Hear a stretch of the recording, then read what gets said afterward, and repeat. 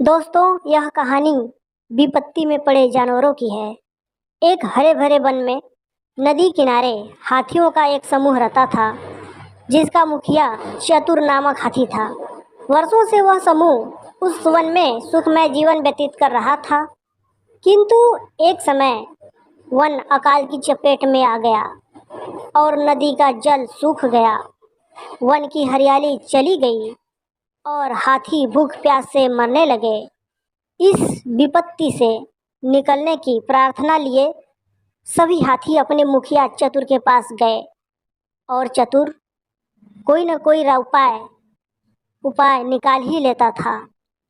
और सभी हाथी उसके यहाँ पहुँच गए और बोले, महाराज, इस अकाल की स्थिति में यदि हम और अधिक समय इस वन में रहे तो अकाल का ग्रास बन जाएंगे। यहाँ भूखे प्यासे रहना दुष्कर है। कृपा कर किसी अन्य स्थान की खोज करें जहाँ जल स्रोत और हरियाली हो। चतुर विचार मग्न हो गया। कुछ देर विचार करने के बाद वह बोला, यहाँ से कुछ दूरी पर एक तालाब है जो पूरे वर्ष जल से परिपूर्ण रहता है। हमें वहीं चलना चाहिए। हम कल प्रातः ही उस स्थान के लिए रवाना होंगे यहाँ से। और अगले ही दिन सभी हाथी उस तालाब की ओर चल पड़े और कई दिनों के कड़ी यात्रा के पश्चात वे सभी वहाँ पहुँच गए।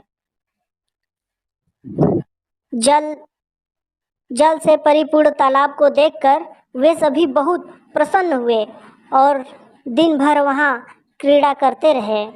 संध्या होने पर वे बाहर निकले और वन में चले गए।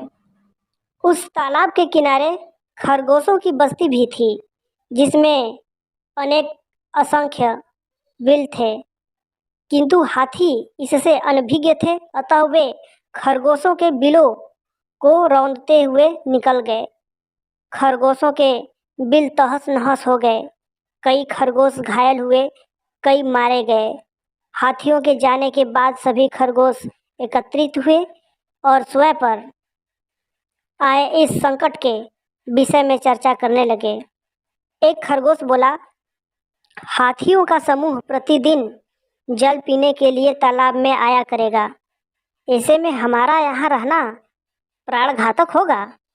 वे हमारे बिलों के साथ हमें भी रौंद देंगे। हम में से कोई भी जिंदा नहीं बचेगा। जीवन है तो जहान है। जीवन रक्षा के लिए जो संभव हो हमें करना चाहिए। परिस्थिति कहती है कि हमें जीवन रक्षा के लिए जो संभव हो हमें करना चाहिए। हमें तत्काल इस स्थान को छोड़कर कहीं और चले जाना चाहिए। खरगोश अपनी भूमि छोड़कर कहीं और जाने के विचार से दुखी थे। सभी खरगोशों का दुख देख भोला नामक खरगोश आगे आया और बोला, हम वर्षों से इस भूमि पर निवास कर रहे हैं। हम अपनी भूमि क्यों छोड़ें? इस भूमि पर हमारा अधिकार है। हमें हाथियों से बात कर उन्हें यहाँ आने से रोकना चाहिए। किंतु उनसे बात कौन करेगा? कौन उन्हें समझाएगा? सभी खरगोश ने एक स्वर में पूछा। तब भोला खरगोश बोला, मैं उनसे बात करूंगा और उनको यहाँ आने से मना करूंगा। तभी और खरगोश बोले, किंतु वे हमारी बात मानेंगे? तब भोला बोलता है, अवश्य मानेंगे। मेरे पास एक योजना है। मैं उनसे कहूँगा कि यह तालाब चंद्रमा में बैठे खरगोशों का है और उसने आप लोगों को यहाँ आने से मना किया है। संभव तो वे मेरी बात मान जाएं। अगले दिन भोला हाथियों के मुखिया से मिलने तालाब के मार्ग में स्थित एक टीले पर बैठ गया। जब हाथियों का समूह वहाँ से गुजरा तो वह हाथियों के मुखिया चतुर से बोला, गजराज, क्या आपको ज्ञात नहीं यह तालाब चाँद में रहने वाले खरगोशों का है? आपको बिना उसके अनुमति के इस तालाब के जल का उपयोग नहीं करना चाहिए। चतुर ने पूछा, तुम कौन हो? भोला कहता है, मैं चाँद में रहने वाले खरगोश का संदेशवाहक हूँ। उसने मुझे अपने संदेश के साथ आपसे मिलने भेजा है। संदेश क्या है? चतुर ने फिर से पूछा।